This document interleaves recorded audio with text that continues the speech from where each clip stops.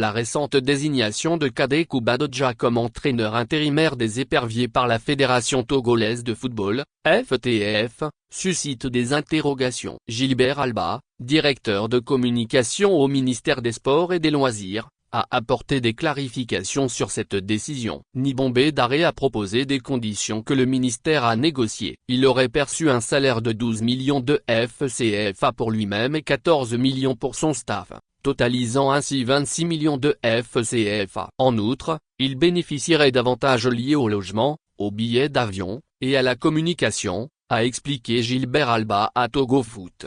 Selon lui, le retard dans la signature du contrat de Daré Nibombé est lié à des divergences concernant la composition de son staff. Nibombé aurait exprimé son désir de ne pas inclure Kubadodja Kade, l'actuel entraîneur des locaux, dans son équipe. Or selon les accords entre la FTF et le ministère, le poste de sélectionneur adjoint devait revenir à un national pour favoriser le transfert de compétences. Nibombé, cependant, ne souhaitait pas que Kade Kubadodja occupe ce poste. Kubadodja Kade occupe actuellement le poste de second adjoint, avec son propre mini-staff. Le problème réside dans le fait que Nibombé ne voulait pas inclure Kade Kubadodja dans son équipe, alors que ce dernier est automatiquement le second adjoint du sélectionneur national en raison de sa fonction actuelle. Voilà le point d'achoppement. C'est la présence de Kade Kubadodja dans le staff de Nibombé Dar qui pose problème. Sinon toutes les parties se sont convenues sur tous les autres points, a précisé Alba.